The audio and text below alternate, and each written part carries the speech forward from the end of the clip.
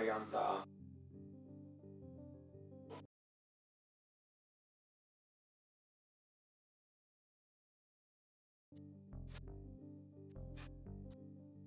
Alternatíva k drahým detektorom. Diskriminácia kovov, pinpoint mod, dohľadávací za cenu cca 50 €, veľmi solidná alternatíva. Ukazateľ ručičkový a pripojenie na sluchatok zo zadnej strany. Batérie, box, 6 puškových batérií zo zadnej strany.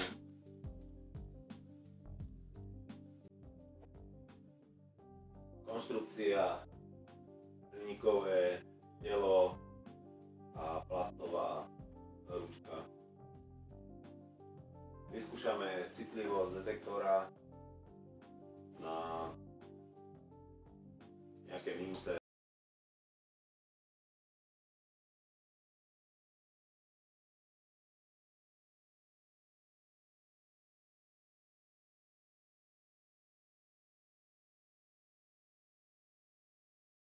Veľká minca okolo 20 cm,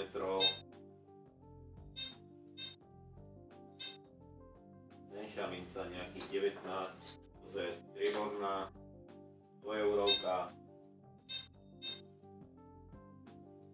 nejakých 16 cm. Nastavenie aj citlivosti, skúsime maximálnu citlivosť už na menšie mince. 5 cent, nejakých 16 cm, 1 cent, 15 cm, 50 cent.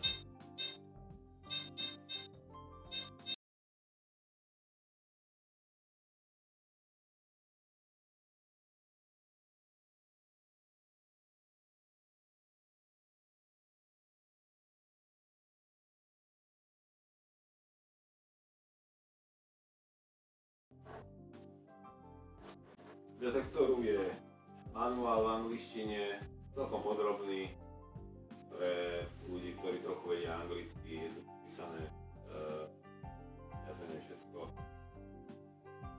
Dohľadávací mód pinpoint je pri stlačení červeného tlačítka.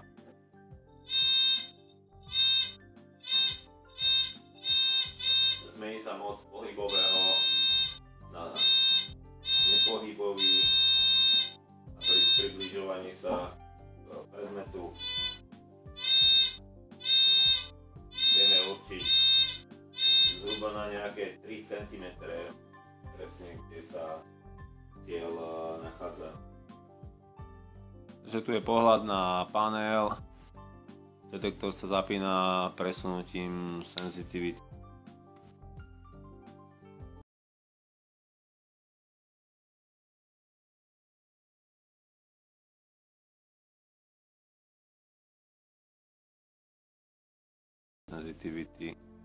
Diskriminácia, keď je nastavená na všetky kovy, bere všetky kovy.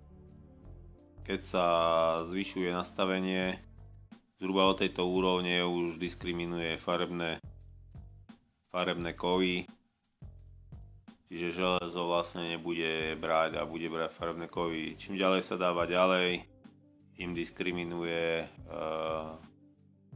striebro, hliník a už nehlási ani farebné kovy.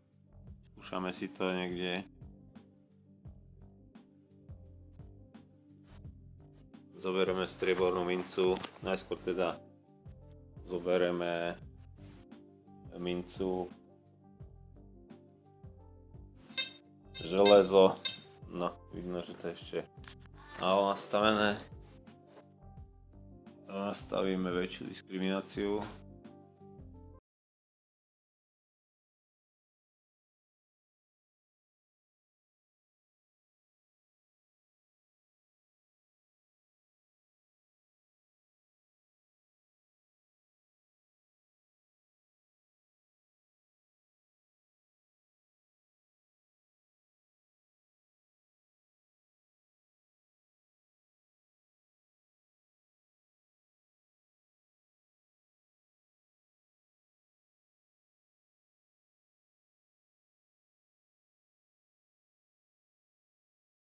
železo nám nebere.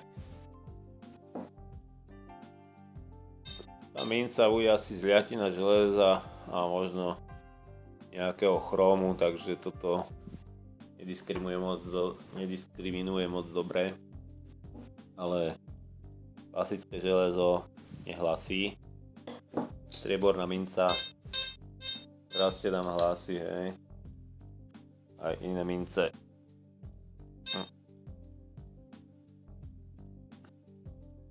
No tu už je tak diskriminácia podaná tak, že tu je nejaká zliatina medí a tuto nám už diskriminuje, tak znížime diskrimináciu.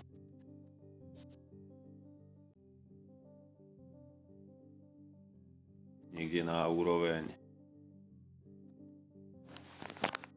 strednú.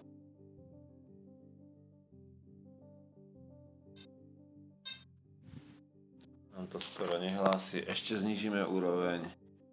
Takto vieme vlastne nastaviť nejakú úroveň, kde nám bude hlásiť požadované farebné kovy, striebro a nebude nám hlásiť železo.